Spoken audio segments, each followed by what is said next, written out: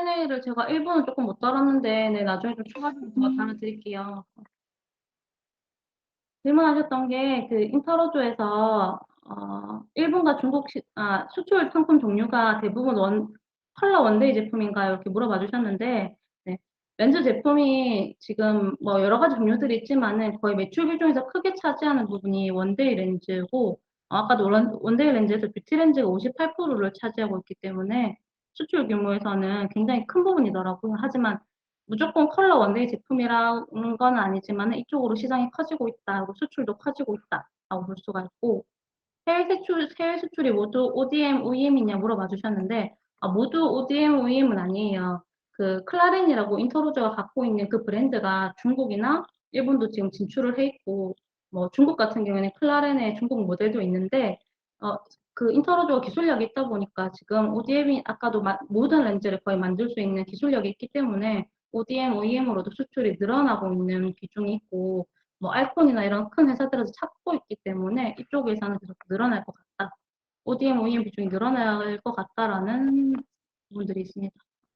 그리고 중국 시장이 좀 매력적인데 특별히 다른 ODM 회사들보다 강점이 있는 부분이 무엇인가요? 이렇게 물어봐 주셨는데 네, 강점 같은 경우에도 지금 아까도 말씀드린 기술력 있고 중국 같은 경우에 특히 자국내 렌즈를 아직까지는 선호하지 않아요.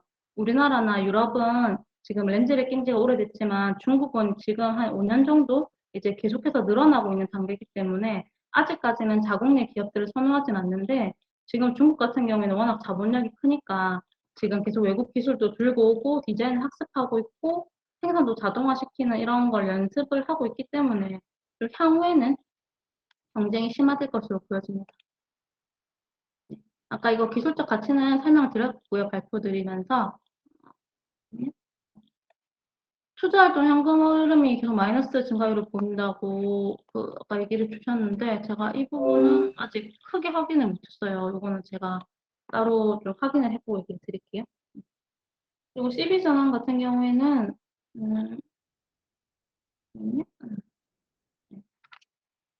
그 전환가액 기존 22,700원에서 지금 22,254원으로 조정해가지고 나왔는데 제가 그 주담이랑 그 2분기 때 통화한 다른 사람들이 통화해서 정리한 내용을 봤는데 거기서 이제 8월 중에 12전환이 다 마무리될 예정이라고 적힌 걸 봐서 제가 지금 이 내용을 적었는데 이 부분을 지금 정확하게는 아직 확인을 못해서 확인해서 제가 좀 댓글을 달아드리겠습니다.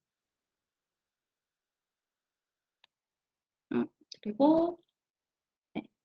렌즈 기술 진입 장벽은 아까 말씀을 드렸고요.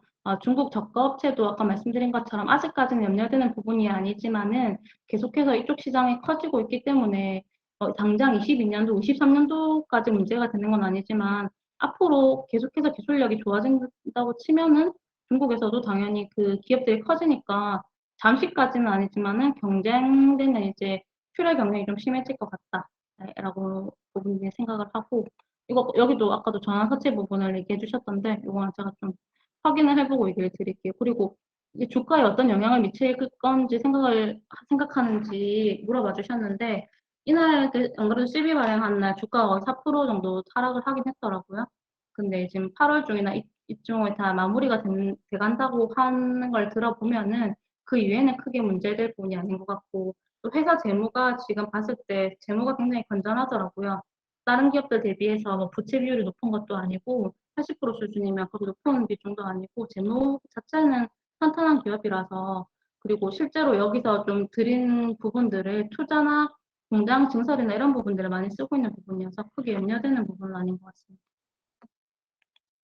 아까도 이거 비슷한 부분인 것 같은데 캐펙스가 증가하고 있는 이런 부분도 실제로 제가 그 자산에서 지금 취득이랑 그 부분을 정확하게는 아직 못 봤는데 공장 증설하면서 돈을 많이 쓴 걸로 알고 있거든요. 한 공장이 지금 2년 정도 준비를 해서 올해 가동이 시작된 게 지금 올해 3월부터라서 그쪽에 지금 돈을 많이 쓴 것 같고 그리고 1분기 때는 마케팅 관련해서 이제 쓴 부분들이 많았어요. 이제 그런 부분들이 좀 있었기 때문에 내용들을 근데 확인해 보면 마케팅도 그렇고 공장 증설도 그렇고 실제로 회사가 성장해 나가는데 자금을 쓰고 있으니까 그런 부분에서는 굉장히 좋은 기업인 것 같다라고 생각을 합니다.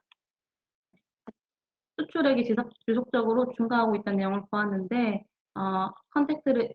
이 콘택트 렌즈 시장이 확대냐, 인터로조가 글로벌 MX가 확대냐라고 질문해 주셨는데, 이거 제가 아까 보니까, 제가 여기 해놓은 건 없는데, 지금 2020년도에 코로나 때문에 그 콘택트 렌즈 사업이 좋지 않았다고 했잖아요. 그때 모든 기업들이 다 매출이 많이 증가했고, 인터로조 같은 경우에도 매출은 많이 빠졌지만은, 특히 인터로조가 일본 같은 경우에는 오히려 수출 비중이 20년도에도 증가를 했거든요. 일본이 워낙 렌즈를 많이 끼는 나라이기도 하니까, 그래서 지금 중국이나 일본이나 특히 뭐 아시아, 베트남이나 태국, 홍콩 같은 이런 아시아 계열들을 보면은 인터로조의 그 수출 비중이 계속해서 늘어나고 있어요. 근데 렌즈 사업 같은 경우에는 사실 최대 정점을 찍고 18년도부터는 약간 좀 정체되어 있는 상황인데 인터로조 같은 경우에 어쨌든 수출 비중이 계속해서 늘어나고 있었기 때문에 렌즈 시장 자체 확대라기보다는 이 기업이 갖고 있는 성장성이 크다고 보고 있고 여기도 이거 뷰티 렌즈 보시면은 이게 그냥 일반 렌즈고 이 회색깔이 그 뷰티 렌즈인데 뷰티 렌즈 같은 경우에도 이거 지금 비중이 굉장히 높기도 하지만 인터로조가 또 제일 잘 만드는 게 이 뷰티 렌즈이기 때문에 이쪽 관련 수출이 굉장히 많이 늘어나고 있어서 원데이 렌즈 시장보다는 인터로조의 그 MS 확대가 더 크다고 저는 생각을 합니다.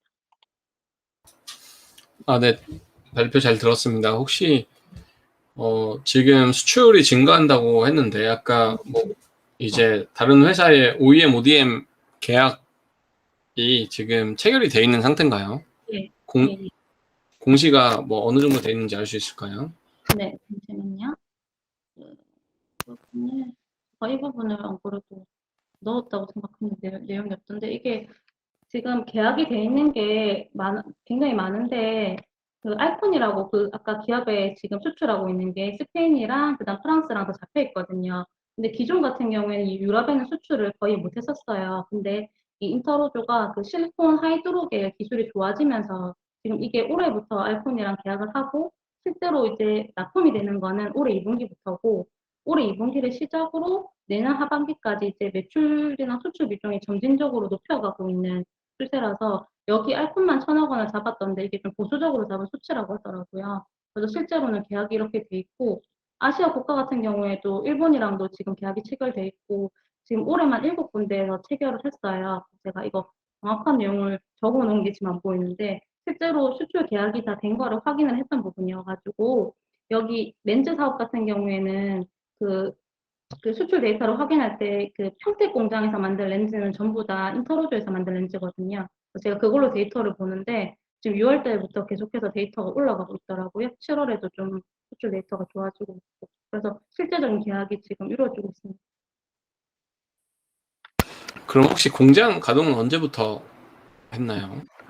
공장 가동은 실제로 다른 공장들은 가동 중이었고 아까 말씀드린 스마트 팩토리가 올해 3월부터 이제 가동을 했거든요. 근데 지금 여기도 전 라인을 쓰진 않고 뭐 라인이 만약 열 몇 개라고 치면 실제로 3개, 4개만 쓰고 있다가 지금은 다 전 라인을 거의 쓰고 있다고 하더라고요. 그래서 그때 주담 통화 내용을 봤는데 올해까지는 지금 가동률이 96%, 97% 이상 쓰고 있고 앞으로 지금 계약이 잡힌 거를 치면은 100%다 돌릴 계획이다. 이렇게 얘기를 하더라고요. 그리고 혹시 하나만 더 질문하면 지금 부채가 원래 거의 없잖아요. 부채가 네네네. 거의 없어서 그냥 일반 채권을 발행해도 될 것 같은데 전환사채를 발행한 특별한 이유나 아니면 뭐 대출 등을 하거나 다른 방법으로도 이제 자금을 유통할 수도 있었을 것 같은데 부채 비율이 상당히 낮아서 높진 않아서요. 그래서 그 이유도 혹시 알고 계신지. 이 부분을 확인을 못했어요. 하고 제가 이 부분은 물어봐 주신 분들이 너무 많아가지고 제가 좀 확인을 해서 내용을 적어 놓도록 하겠습니다.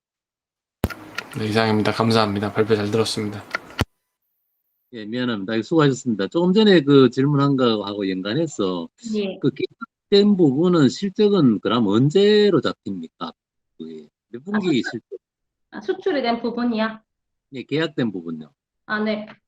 지금 일단은 인터로조가 2분기 실적까지 발표를 했는데 예, 아까 말씀드린 유럽에 수출하는 거는 올해 2분기부터 시작을 했으니까 지금 수출에 아, 그럼 3분기 때는 그 실적이 잡힐 거라고 하더라고요. 이미 수출을 시작을 했으니까. 네. 근데 일본 기업 같은 경우에는 지금 수출 시작이 정확하게 언제까지인지 몰라가지고, 근데 지금 2분기보다는 3분기가 더 수출 캐파가 크기 때문에 일단 3분기 실적이 더 좋을 거라고 이제 주담은 얘기를 했고, 이제 정확하게 지금 수출이 시작된 규모를 보면은 내년까지는 매출이 거의 올해보다 무조건 좋아질 게 보이는 상황인데, 그 이후에는 모르겠어요. 22년도까지는 매출이 늘어나는 게 거의 약간 확실시돼 보이는 것 같습니다. 제가 하나 더 좀 여쭤보겠습니다. 네. 네, 고생을 많이 하셨는데 아까 내수하고 수출 비율이 뭐 7대 3, 3대 7 정도라서 네. 굳이 뭐 내수에 그리 신경을 안 써도 될 것 같은데 그래도 뭐 전 세계 소비자는 다 똑같으니 지금 존슨앤존스가 이제 국내에서는 1위잖아요, 시장 점유율이. 요게 혹시 이제 몇 년 동안 이제 존슨앤존슨하고 인터로저하고 국내에서 시장 점유율 추이를 혹시 한번 좀 봐보신 적이 있나요? 아니요, 뭐 10년 동안 이렇게 수출 추이를 제가 본 적은 없고 그 데이터가 그렇게 두 개를 비교해서는 딱 나오기가 쉽지는 않은데 아, 사실 네, 우리나라뿐만 아니라 아큐브라는 렌즈 브랜드 자체가 그냥 모든 전 세계에서 1등이거든요. 이게 네네, 아까도 말했듯이 저희가 이제 저도 그냥 렌즈를 사러 가면 아큐브를 달라고 그냥 렌즈를 달라고 하는 게 아니라 아큐브를 달라고 말한 것처럼 이게 이렇게 좀 딱 고착화된 이런 사업 같은 경우에는 뒤집기가 굉장히 힘든 사업인데 그래도 인터로조가 지금 맨 처음에 나왔을 때는 당연히 순위가 10위권에도 못 들다가 지금 2위까지, 10년 동안 2위까지 이상으로, 2위까지 올라간 것만으로도 좀 큰 성과가 있는 게 아닐까. 저도 좀 질문 하나 드리고 싶은데요. 네, 이게 보니까 사실 이렇게 전체 시장이 세계 네, 시장이 한 10조 원 가까이 되는 것 같고 인터로조가 지금 뭐 전체 포션에서 뭐 0.5% 정도 네, 되는 것 같은데 네, 이게 지금 수출액이 아까도 말씀드렸듯이 ODM이랑 OEM이 되게 늘어나고 유럽 쪽 같은 경우는 알콘 쪽에 수출하면서 많이 늘어나고 있는 거고 일본은 뭐 피아인가 네, 거기 쪽에 많이 가고 있는 것 같더라고요. 근데 이제 네. 말씀해주신 것처럼 이제 자사 브랜드로도 가고 있는 것 같은데 국내에서는 아까 말씀 주셨듯이 이게 거의 4개사가 거의 그 독과점 하고 있는 형태인데 우리나라에서는 되게 성공한 케이스인 것 같거든요. 일본에서도 이게 좀 많이 팔리는 것 같은데 이게 그 자료가 저도 잘 없어서 잘 못 봤는데 일본이나 중국 쪽에 그 미용 관련된 서클 렌즈나 컬러 렌즈 시장이 되게 커지고 있는 상황이라서 그런 건지. 제가 보니까 일본 네. 같은 경우에는 뷰티 렌즈에 대한 수요가 원래도 많았어요. 그래서 왜 예. 우리나라도 지금 뭐 4, 5년 전부터 뭐 여고생들부터 많이 끼긴 했지만 일본 같은 경우에는 워낙 뷰티 렌즈에 대한 수요가 많았는데 이 클라렌이라는 이 인터루즈가 좀 기업이 매출이 어느 구간에 폭발적으로 늘어나게 된 것도 뷰티 렌즈에 대한 품목을 다양화시키고 여기에 대한 기술이 좋아지면서 매출이 많이 늘었거든요.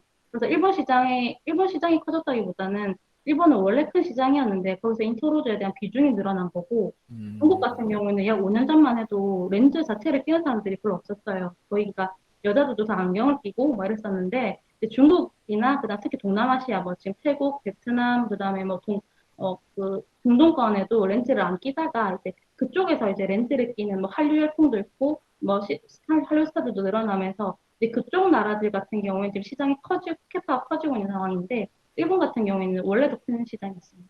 잘 되면은 매출이 엄청 많아질 수 있을 것 같아가지고. 네, 맞아요. 예.